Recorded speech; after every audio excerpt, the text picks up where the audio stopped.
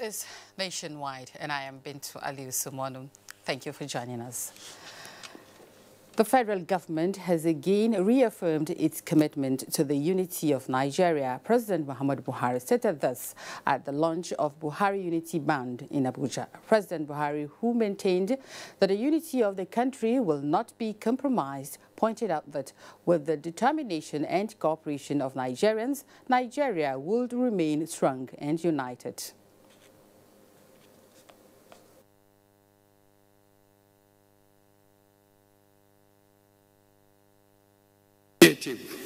Of a group of patriotic and politically active Nigerians who believe in the unity of our country. This occasion is part of our commitment to the sustenance of unity and mutual coexistence as one people united by shared history and shared destiny. Now, a committee to reinvigorate the coal industry and concede the remaining blocks of the National Coal Corporation has been inaugurated. Minister of State for Mines and Steel Development, Abubakar Bawabwari, who inaugurated the 13-member committee, explained that this step is preparatory to privatization strategy. Mayor Ogudi reports. 2.8 billion metric tons of coal is yet to be transformed into wealth in Nigeria. This necessitated the formation of the Nigerian Coal Corporation in 1950 to utilize this resource. Till 1999, the Nigerian Coal Corporation had the exclusive right to mine coal before the federal government of Nigeria deregulated the exploration and the exploitation of the industry. And this opened up the sector to partial private participation, making the Nigerian Coal Corporation to enter into joint ventures. 10 coal blocks are still under the Nigerian Coal Corporation command, and the federal government, as part of renewed reform policies, the Nigerian Coal Corporation is to divest all its operating interest as a committee to midwife the process is set for work. And these are the terms of reference. Preparation of privatization strategy. G, preparation of all necessary sales documents, including memorandum and various agreements, contracts, and other documents required at various stages. The principle of integrity, professionalism, and accountability will be brought to bear in the selection of the eventual operators of the concession. The federal government is not ending its journey in the coal industry with this concessioning, but still interested in expansion. Develop a roadmap with sufficient information on Nigeria's coal assets. All this is to be achieved by the members of this project delivery team within 12 months. Mayor Ogide, NTA News. Moving on now, the greatest economies in the world, experts say, have entrepreneurship as their backbone. This fact was buttressed at a platform for connection and collaboration that is in the entrepreneurship spectrum in strengthening ecosystems across or around, the world in Abuja. Olainka Ojo reports. These young people in this hall for about a week have been participating at the 2018 Global Entrepreneurship Week, designed to help young entrepreneurs explore their potential as self-starters and innovators. And since entrepreneurship is the future of Nigeria and Africa in general, they want to ensure a country with entrepreneurs who will continue to solve economic problems every day. Possibly problems that we can solve without necessarily having to crystallize funds, but technology-based problems. Daily we interact with people, either verbally or non-verbally. And for any business to grow, the customer must believe in the services the entrepreneur is rendering.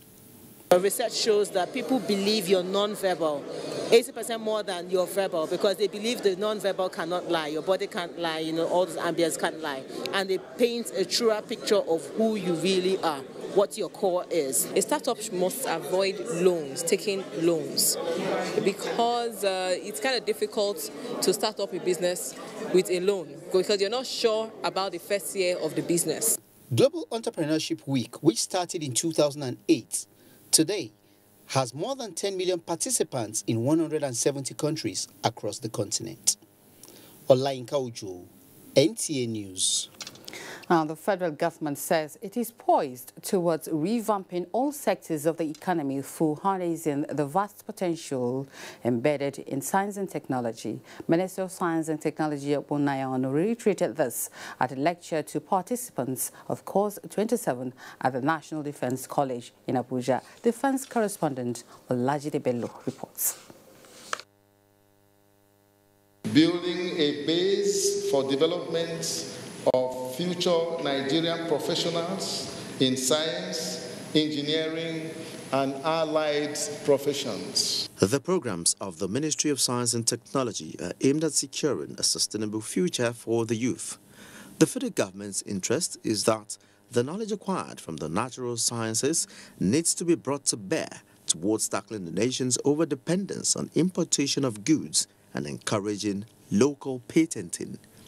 Now, the major concern of the ministry in its bid to formulate and implement its programs in Nigeria, the minister reiterated, is centered on science, technology, and youth development. Once we recognize this and then we work as we are working, then definitely we will create a knowledge-based economy, we will create an innovation-driven economy, we will be in a position to look at the resources that we have and now convert them to the products and services we need.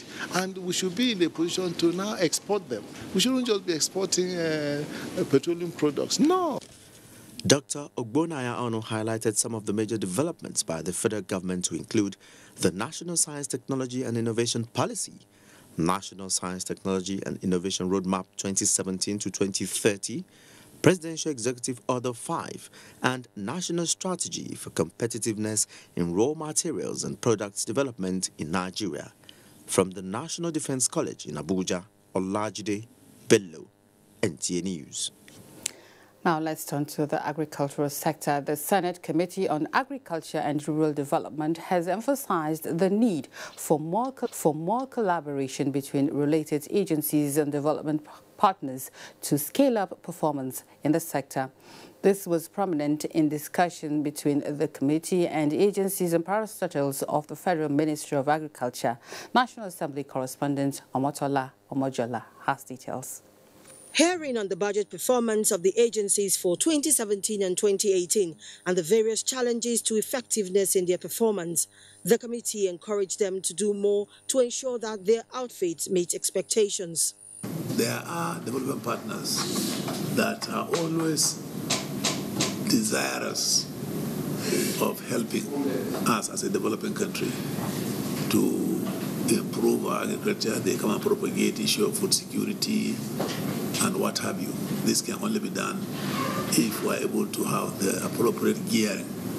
While commending some of the achievements of the agencies, the need for their activities to go beyond their national and regional bases to the grassroots and impact on food production were recommended. Just like you've gone out of your way to achieve this, to everybody can see, we are just urging that same spirit that drove your effort to achieve this, should be extended to the reach of your service. The need to bridge information gaps between the organizations and their publics was also stressed. The committee met with management of National Agricultural Seeds Council, Agricultural Research Council of Nigeria, and Nigeria Agricultural Quarantine Services. Others are Veterinary Council of Nigeria, Nigeria Institute of Animal Science, and Nigeria Agriculture Insurance Corporation. In Abuja, Omotola Omojola, NTA News. Still talking agriculture, and international agri-markets by Ogun State government to support the federal government's initiative on agriculture is near completion. Ogun State Governor Ibikunle Amosun went on an inspection tour of the facility and other projects under construction across the state. Lekon Abundi reports. The Kara Market, a produce market in Ogun State located along Lagos-Ibadan Expressway, is a setting of great economic value. The facility, which used to be haven for produce farmers and merchants from various parts of the country, will now have to give way as it is expected to transform into a new city soon. The new Ogere market is, however, prepared to host the traders with the luxury of ultra-modern market with one-stop setting, featuring the value chains unbroken. The idea is to make sure that by latest, maybe by end of the year, we want all of them here. Look at the space we have here. So I'm happy that people will see a lot of development in this axis as well. And where we are living there, of course, we have mapped it out. A new town is coming there. This site is on 150 hectares. We are just completing phase one. Phase one has 1,632 shops for produce. We also have a very high standard semi-mechanized abattoir that you've just seen that can handle about 170 heads of cattle and about 340 heads of sheep and goats per hour. In fulfillment of the promise made by the state governor that his administration will work till the last day in office, the entire state is now like a construction site. Construction work on the new digital studio of the state-owned television, OGTV, the 250-bed ultra-modern hospital, the new city center, and the Judicial complex are all in progress with appreciable levels of completion. The governor reassured the people that his intention to make the state an industrial destination of choice for people across the globe remained a priority. In Abeokuta, Lekon Agmode, NTA News. Similarly, Africa is believed to have the greatest number of cocoa farmers as it produces about 70% of the world cocoa. Nigeria produces only about 250 tons annually. Idonre is one of the leading cocoa producing towns in Nigeria, but as Olubukola Aduo reports, the fortunes of the ancient town are adversely affected by the lull in cocoa world trade. Peaceful, sleepy, hilly ancient town of Idonre is a community of mostly farmers lying 20 kilometers from Akure, the Ondo state capital. The famous youths of Idonre harbor some of the most productive cocoa plantations in the whole of southwest Nigeria, and Idonre town has some of the relics of the year where cocoa was near gold in value. The Idonre landscape is today dotted with buildings which may not worth much in terms of architectural value in today's world, but were not only built from the proceeds of cocoa by cocoa merchants, many of them long gone. It is indeed on record that men and women have made fortunes either as cocoa farmers, produce buyers, or marketers. The fortunes of cocoa farmers have since fallen. Why not? A typical cocoa tree in Idonre is old, low-yielding, and pest-infested. Aderemi Ogundipe belongs to the old and new generations of cocoa farmers. He says the business has seen better days. Many people want to go to farm and do the work again because they are looking for another business that will be fast more than cocoa. Presently, if you go into the farm, you will see some insects eating our cocoa. The government will help us to look for medicine to curb these insects. Secondly, the price is not stable. The price should be stable like olden days. There is no enough of chemicals that they can use to be attacking all those diseases. The federal government says it is not unmindful of pest infestation experienced by cocoa farmers. To this end, the Buhari administration has provided about 7,000 agrochemicals for farmers in Ondo State. What we advise the farmers to do now, that's what we call integrated pest management. One, they should use cultural practices. Cultural practices like pruning, they make sure they weed on time, and then they make sure that they plant hybrid crop that will withstand those pests and diseases. There is, however, a ray of hope with the recently launched of Cocoa Revolution by the Ondo State government, where high-yielding varieties cocoa seeds were distributed to farmers across the state, and also deliberate efforts to attract youths to the business were made. A lot still needs to be done. The encouragement needs to be given. Then a lot of things needs to be subsidized in order to encourage people to go into agriculture, because there are a lot of factors that are not really encouraging people. When you talk about the issue of climate change, is a real challenge. This is Itaolorun, a village few kilometers away from Idore town. About 40% of cocoa seedlings produced across this axis come from this village. It is expected that with the current efforts, the yields of cocoa from Itaolorun and indeed the entire Ondo State will increase. From Idore local government area of Ondo State, Olubukola Aduwo, NTA News. Thank you, Olubukola. Now, Lagosians campaign against political thuggery. Michael will tell us more on that and other stories. Hello, Michael. Thank you, Bintu, and welcome to Lagos. Political violence has been one of the many challenges bedeviling democracy in Nigeria, and it has persisted. With the 2019 elections just a couple of months away, there is rising apprehension about the adoption of violence as a measure to address differences along party lines. In this report, compiled by Rotimi Oluwagbemi, a cross-section of Lagosians presents solutions to this menace. Politics in Nigeria is often described as a dirty game.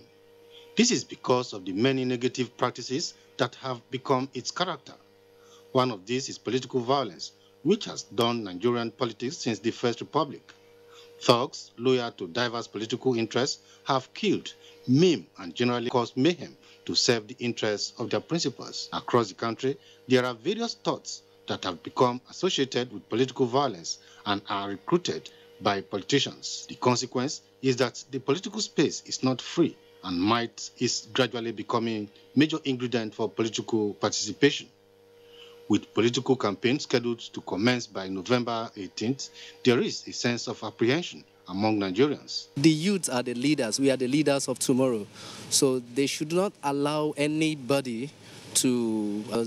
They will only use them and dump them. Our youths are to go back and make themselves productive.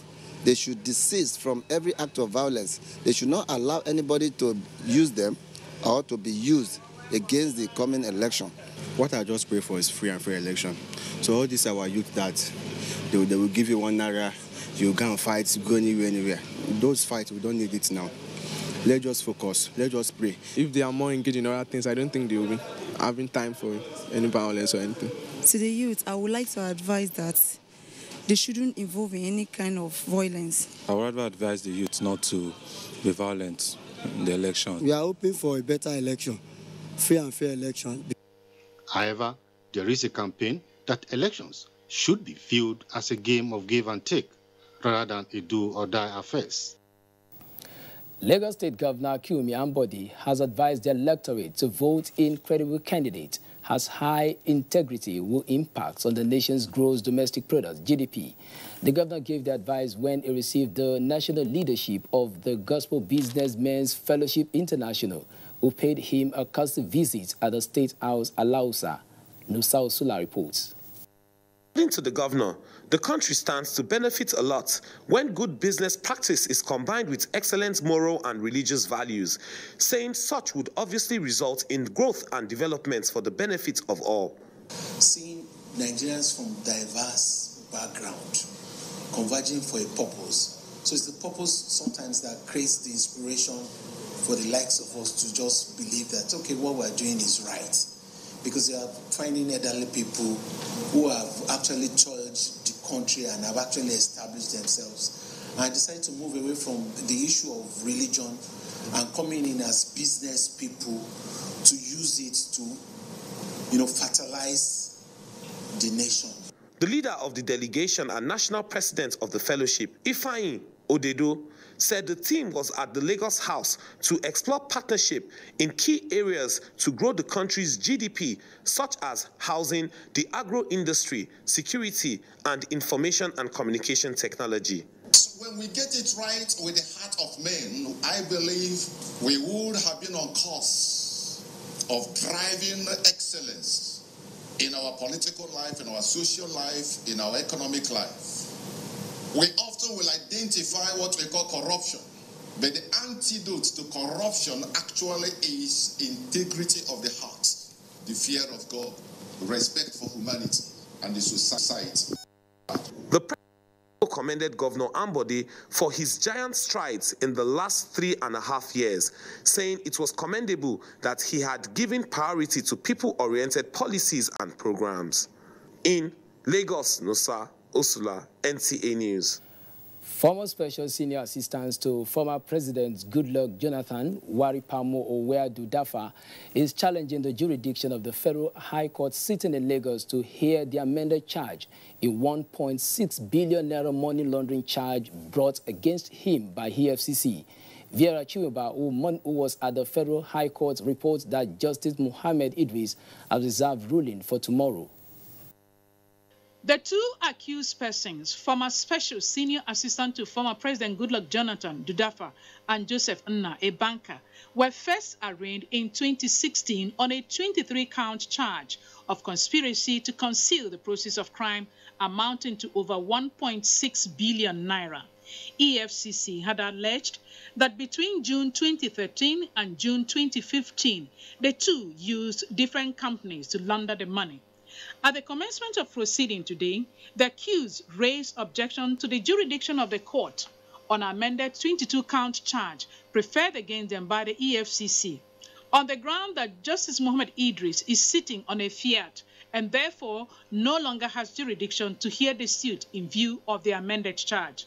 Counsel to the accused, Boyega Oyewale, argued that under Section 396, subsection 7 of the Administration of Criminal Justice Act, that an amended charge is a fresh charge, which requires that a plea is taken. He further argued that the trial cannot start de novo, that is afresh, where the parties have opened their defense. Ige, another defense counsel, aligned his argument with that of Oyewale and urged the court to strike out the suit. In a quick objection, EFCC counsel Rotimi Oyadapo argued that the contention that by virtue of the amendment, the court lacks jurisdiction to hear the suit is misconstrued. He told the court that the amendment is in line with the evidence before the court and that the law permits amendment anytime before judgment is reserved. After hearing the argument of the parties, Justice Muhammad Idris reserved ruling for tomorrow. In Lagos, Viera Chimoba, NTA News. That's our contribution from Lagos. Back to Abuja for more on Nationwide. You are watching Nationwide. Time for some messages. We will be back shortly. Hate speech is not a joke. It incites genocide and crimes against humanity. Most of Africa's civil wars are caused by hate speech from one tribe against another. We don't want it here. The Nigerian government stands firm against hate speech. Under no conditions whatsoever should we tolerate or excuse or justify hate speech or hateful conduct of any kind, especially where such is illegal. There's no doubt that the resurgent push for separatism, as well as the rising cases of ethnic and religious disharmony, are all traceable to the growing phenomenon of hate speech. One nation bound in freedom, peace and unity. Nigeria, one nation, one people. This is a public service announcement brought to you by NTA. I'm Sipasi Olaleko Ayodele. I'm based here in Ikorodu, Lagos State. I'm the founder of Protector Zone. We train children, youth, and farmers in sustainable agricultural practices to fight hunger and alleviate poverty even in the city. In 2016, joining Empower, I was able to reach more people. Empower gave me the feasibility and the exposure I needed to scale my organization from where it was to where it is now. Because of the opportunities Empower has actually given me and the facilities they provided us, whereby we are going to schools, partnering with the teachers, training the children on sustainable agricultural practices. We have a lot of youth, women, and children who benefited from our platform. Even what I'm doing on a small scale has actually brought me a lot of local and international recognition. Currently, I won the Nigerian American Partnership Award and the U.S. Consular General Award based on what I'm doing right from my community here.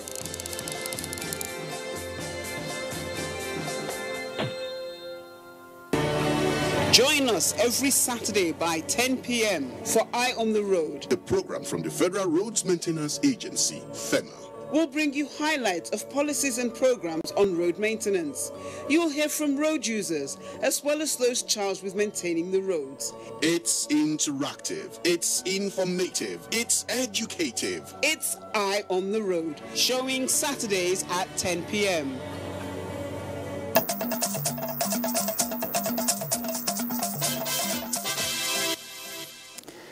Thank you for staying tuned. Now, Nigeria Defense Space Administration has mapped out 975 forests in line with its mandate of providing security information needed in the fight against insurgency. This formed part of submission by Chief of Administration Major General Emmanuel George White to the House Committee on Defense while on oversight. National Assembly correspondent Abdullahi Aminu reports. Various projects contained in 2017 and 2018 were oversighted by the committee with a view to ascertaining the level of success recorded by the Defense Administration, which was established in 2016. Their mandate is preparing space monitoring options that will complement the effort of the country's security operatives and neighboring countries, which have strategic operational value to Nigeria's intelligence gathering. The normal budgetary allocations will not be adequate to cater for the huge cost of the high-tech equipment and trainees required for our operations. We'll look at the 2019 appropriation as a committee and we'll see what we can do to your agency. Ongoing projects, including the Academic Administration Complex and Direction Staff Quarters of 56 number of 3-bedroom flats, were also oversighted by the committee at the National Defense College, Abuja. The projects are part of efforts to maintain the status of the college at the apex military institution in Nigeria and in sub-Saharan Africa.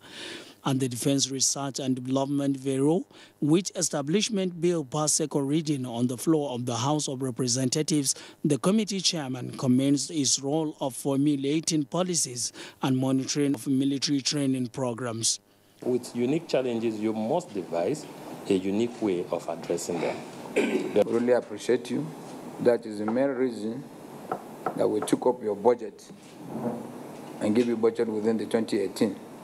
At the Ministry of Defense, the committee members made observations on the serial arrangement of account, high figures of 2018 personnel costs compared to 2017, and whether the ministry received intervention funds within the period under review.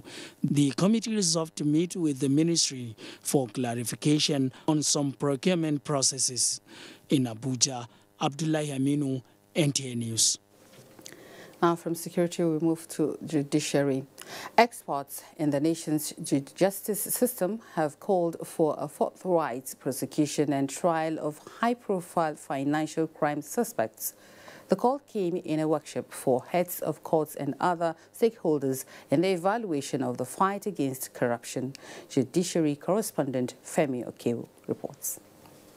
The workshop is part of the work of the Corruption and Financial Cases Trial Monitoring Committee, a body set up by the Chief Justice of Nigeria to assess the pace at which high-profile financial crime cases are determined in the nation's courts. Corruption, no doubt, has made a mess of our judicial process, and it is in the enlightened interest of the judiciary and the entire legal profession to restore this confidence in the process. Most of these delays are hinged on the defense. Those who made contributions at the workshop are principal personalities who have been directly involved in the trials of high-profile financial crimes.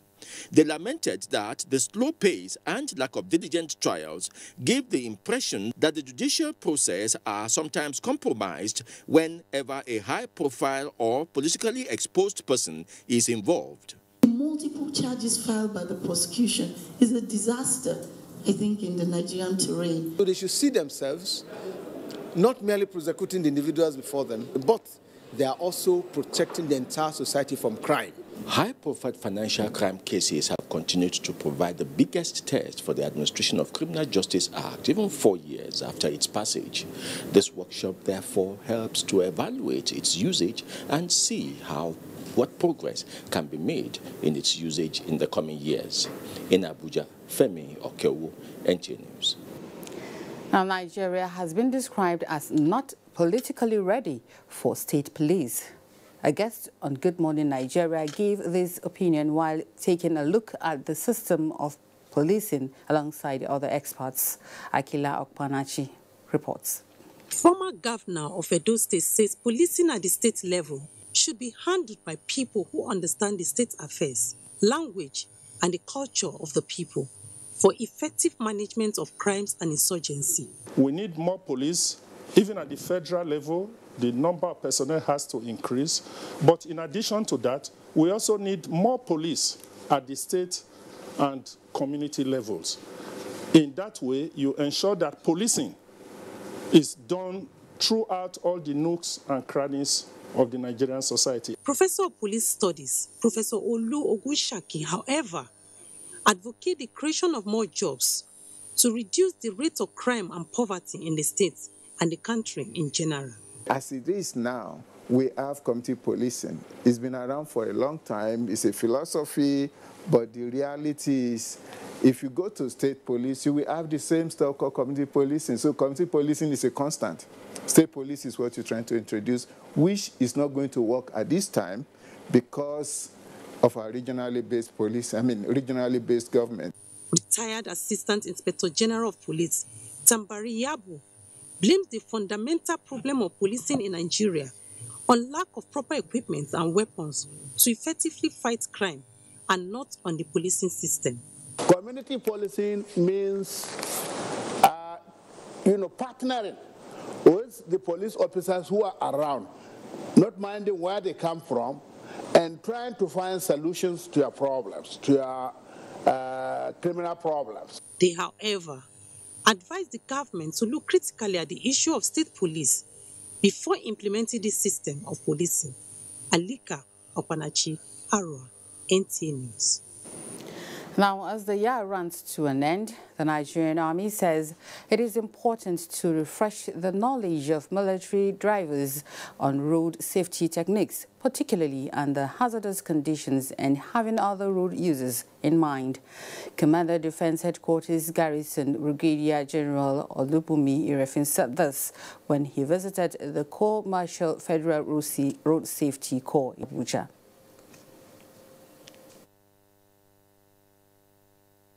By next week, from Tuesday to Wednesday, it's going to be a 3-day seminar. The command RS7, I think, Federal, FCT command, they will be with us for 3 days to help train our drivers. We will ensure that that training is properly coordinated. We seek for your support for the end of the year patrol operations, for a signal to be sent to all the formations to support us, to comply with the traffic rules and regulations. That's what we're just requesting for. We'll be getting all the supports. The FRSC boss further noted that 1,200 patrol vehicles, ambulances and recovery vehicles will be deployed to all the critical areas during the Yuletide. Now it is on record that more women are turning to politics. Kano State is a case study, as we are told women are changing the political tide against all odds.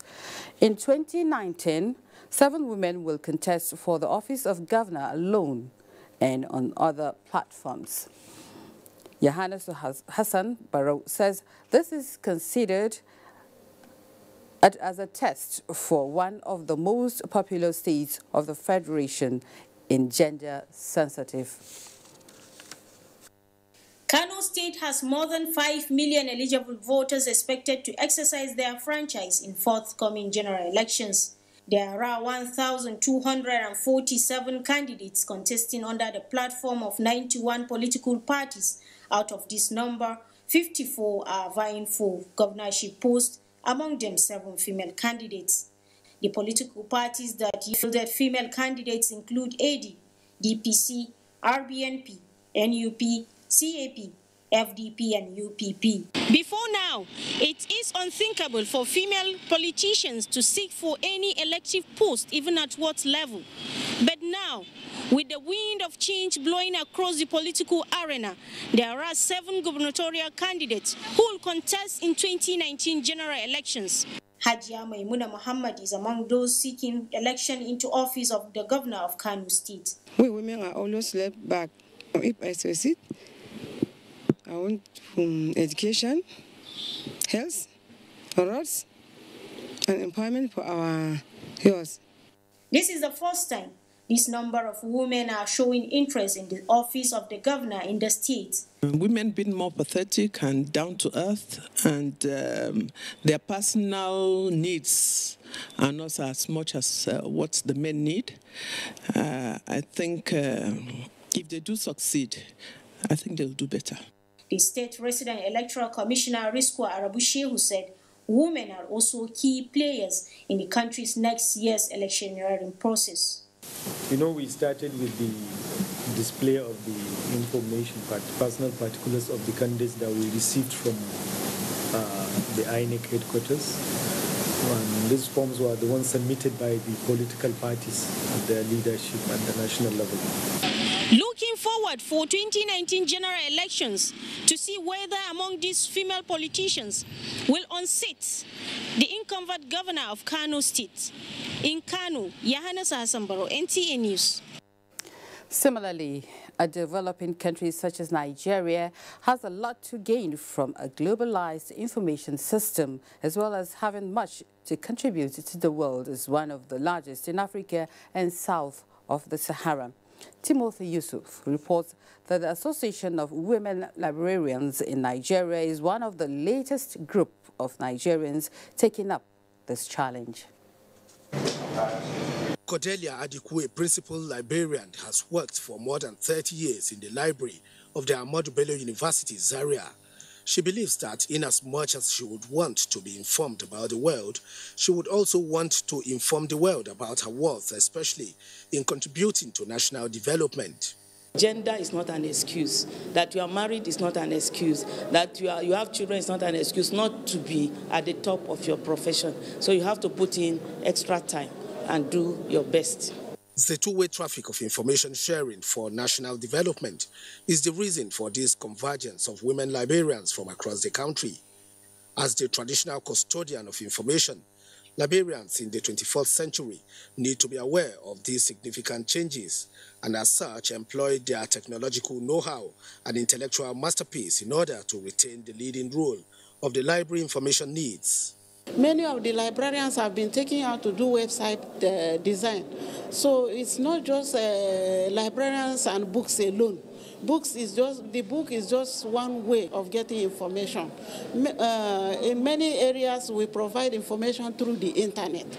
Apart from the physical books, the library itself has moved to acquire what is called the e-library or the virtual library, so that people do not have to have physical contact with the library itself to be able to access the materials that we stock in the library. So the library itself has moved ahead. Cordelia Adiku and co-participants are optimistic that the knowledge acquired from this workshop will arm them with competent skills that will enhance the provision of effective library services to meet clients' changing information needs independently. In Abuja, Timothy Yusuf, NTA News. And in Benin, Aisha Buhari advocates training on neonatal health. Let's join Obehi to give us details. Good evening. Welcome to Benin. Wife of the president, Aisha Buhari, says the involvement of wives of governors in the south states of the country is critical in securing the future of women and children in the zone. Mrs. Buhari stated this in Benin while declaring open a 3-day advocacy training on reproductive, maternal, newborn, adolescent health and nutrition for governors' wives and the technical officers in the South-South. Good luck, Enaini reports. Advocacy training is to keep the stakeholders in the region informed about the contextual terrains and workable solutions to problems that have contributed to the nation's poor performance in health-related issues as they relate to women and children. Representative of the wife of the president, wife of the former military administrator of Katsina State, Grace Chama, described the training as indispensable in the acceleration of efforts to end preventable maternal, newborn, and childbirth diseases and death. I am hopeful that the gains of these trainings will reverberate for many years to come. Wife of the Edo State Governor, Mrs. Bessie Obaseki, informed the participants that the state government has taken the issue of child maternal mortality a step higher by putting in place robust health policies. On this particular aspect, there's been more of the doing than the talking. And in Edo State, that's what we are known for. Speakers at the training identified lack of political will on the side of government as major setback. If we know where we are and that there's a gap, we have to fill it. It's a very laudable initiative to help to strengthen this area of our healthcare delivery. The training, which ends on Friday, is expected to come up with some suggestions on the way forward. In Benin, good luck, Enaini, NTA News. Delta State Governor's wife, Dame Edith Okowa, has made light the burden of providing welfare for orphans in the state. Shortly before the formal presentation of food items to some orphanages, Dame Okowa appealed for more support for the less privileged in the society. Ngozi Imokwede reports that the gesture is part of activities to mark the 2018 World Orphans Day. The governor's wife harped on the need for mothers to pay equal attention to needs of their biological and non-biological children. She noted that the O5 initiative in the past 3 years has provided food items and other materials for the upkeep of 38 registered orphanages and adopted 3 families. Give out to those people who ordinarily will have nothing to pay back to you. Not give out because appointment will come soon, they will give me appointment, make I bring car. The Director General of the O5 initiative, Kewe Agas, appreciated partners for their support in ensuring that the mandate of the O5 initiative is being carried through successfully. Beneficiaries appreciated the gesture. I pray that God will empower her more and more because it takes grace to run this kind of a thing.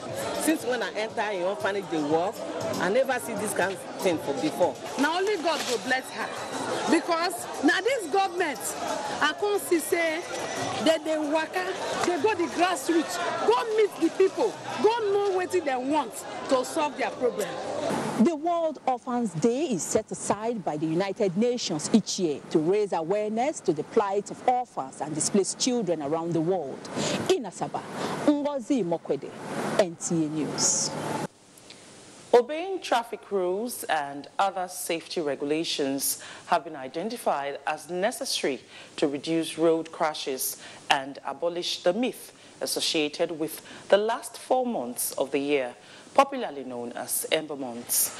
This formed the crux of the 2018 Ember Month campaign organized by the Ekiti State Command of the Federal Road Safety Corps in Ado-Ekiti. Tayo Osho reports. Many people believe the last 4 months of the year, popularly called Ember Months, have some sort of spiritual coloration, which is responsible for the increase in the number of road crashes during the period.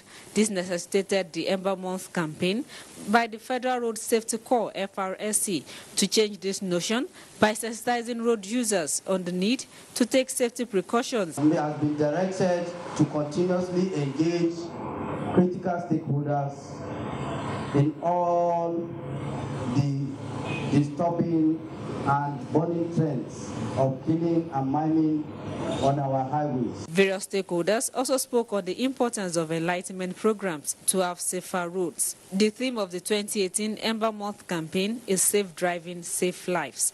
In Advocacy, Tayo Shaw, NTA News.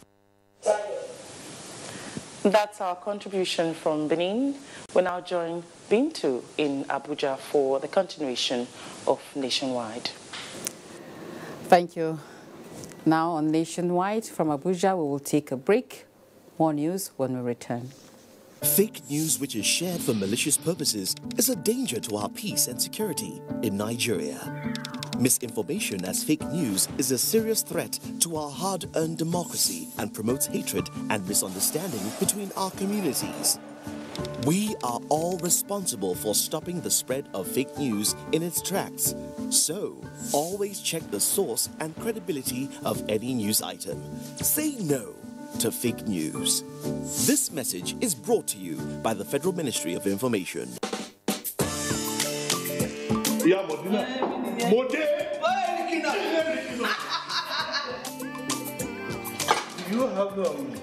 Yamala? Yes. And Abula? Yes, sir. Black or white? Yamala. Have I ever eaten white Amala here before? Yes, sir. Give me Amala and Abula. Do you have Dodo? Dodo ground. Good. Let me have some Dodo. I want you to put the meat in a bowl. Shaki. Suku. A body. I like my edo to be very tender. You have stockfish? Yes, sir. Good. Let's have some stock. And the catfish, my favorite. Don't mind them. Look, you have eggs. I would like 6 boiled eggs. No eggs. Okay, the catfish will do. And then rice. Rice and then some salad. Look. Do you have a guru?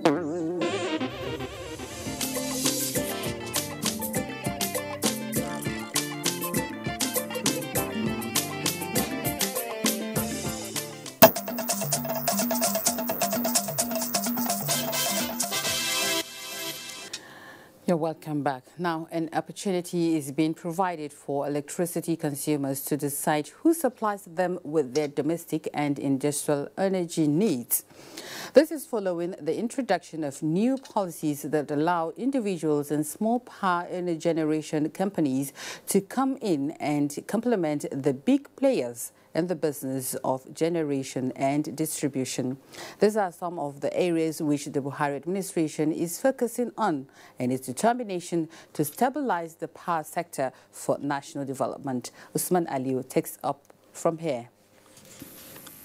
Until September 2017, people of Pakao, a rural community in Kaduna State, only see electricity light in other towns, if at all there is available supply. That is now history. 100 homes in Pakao at the moment enjoy uninterrupted electricity, with their commercial activities served under the Renewable Energy Micro-Utility, a pilot program on rural electrification initiated by the federal government.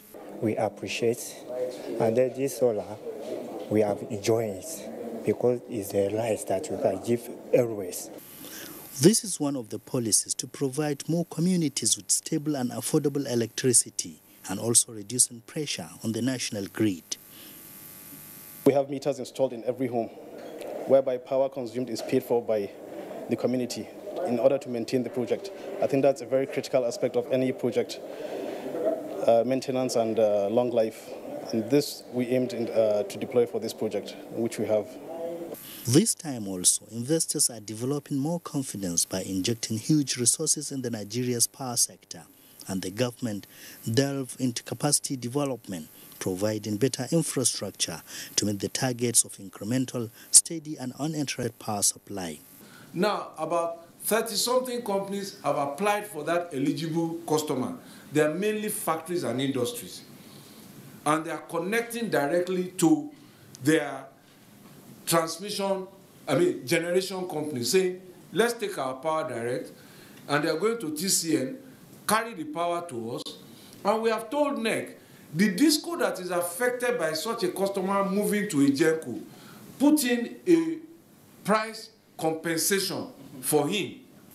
An average of 1,000 megawatt is being added to the grid since 2016, an achievement exceeding the plans which experts attribute to the reality of the Buhari administration's commitment. Transmission capacity is now at 8,000. Distribution has gone up to about 5,200 maximum. So we all recognize that the challenge to get a better experience to consumers now is to raise the distribution while we keep raising transmission and distribution.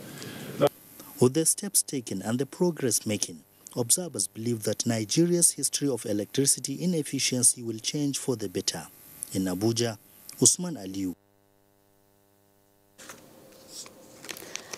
Now, trafficking in persons remains a global phenomenon with dire consequences on source, transit and destination countries. To overcome the scourge, collective efforts, especially in identification and handing over to the perpetrators for appropriate investigation and prosecution, are equally important as focusing on victims' identification and rescue. Aliyu Tukur has the report. Human trafficking, a modern-day slavery, is a $150 billion global industry, and Nigeria is not left out of the illegal trade, as it is the third most committed crime in the country after drug trafficking and economic fraud. The number of human trafficking victims outside Nigeria is largely unknown. However, due to the country's population, Nigeria is routinely listed as one of the countries with largest numbers of victims overseas, particularly in Europe.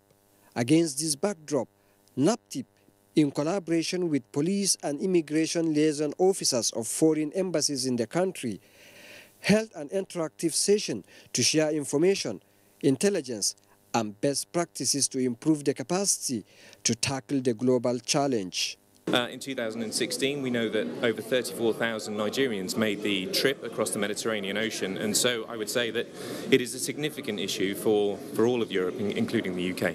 We have not less than 368 persons that have been sentenced to imprisonment till date. But within the last 1 year, the record shows that we have at least 52 convictions, which is an improvement. The gathering is also an opportunity to appraise the collaborative efforts, the gains, and the strides to be taken in order to move forward. In Abuja, Aliyu Tukur, NTA News. Let's move on to sports. Super Eagles in high spirit ahead of Bafana clash Saturday as Super Falcons brace for 2018 Africa Women's Cup of Nations in Ghana. Kene Ima Aburiki brings us more on Sports Update.